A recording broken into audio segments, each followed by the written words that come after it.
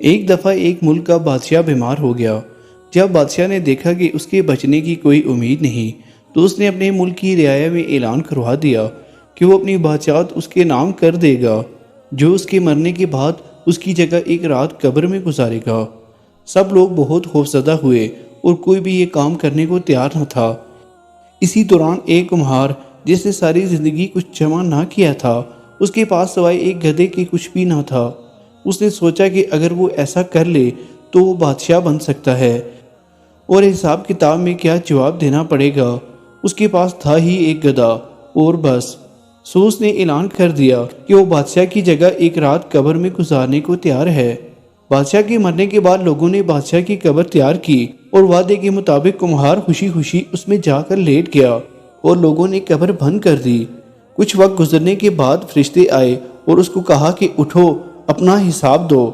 اس نے کہا، بھائی حساب کس چیز کا؟ میرے پاس تو ساری زندگی تھا ہی کچھ نہیں سوائے ایک گدھے کے۔ فرشتے اس کا جواب سن کر جانے لگے، لیکن پھر ایک دم رکے اور بولے، ذرا اس کا اعمال نامہ کھول کر تو دیکھیں اس میں کیا ہے۔ بس پھر کیا تھا؟ سب سے پہلے انہوں نے پوچھا کہ ہاں بھائی، فلاں فلاں دن تم نے گدھے کو ایک وقت بھوکا رکھا تھا۔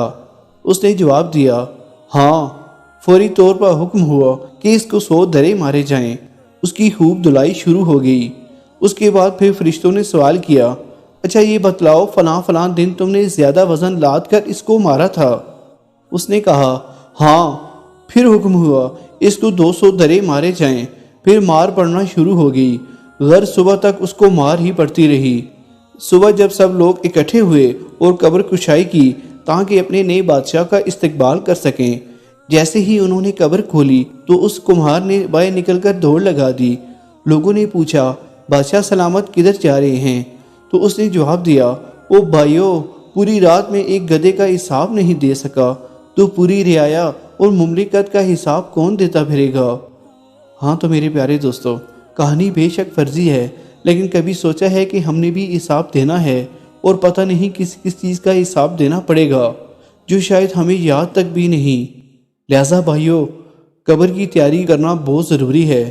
دنیا کا وقت تو عارضی ہے، یہ تو گزر جانا ہے، لیکن جو اصل زندگی ہے وہ آنکھیں بند ہونے کے بعد ہی شروع ہوگی۔ اللہ پاک ہم سب کو قبر کی تیاری نصیب فرمائے۔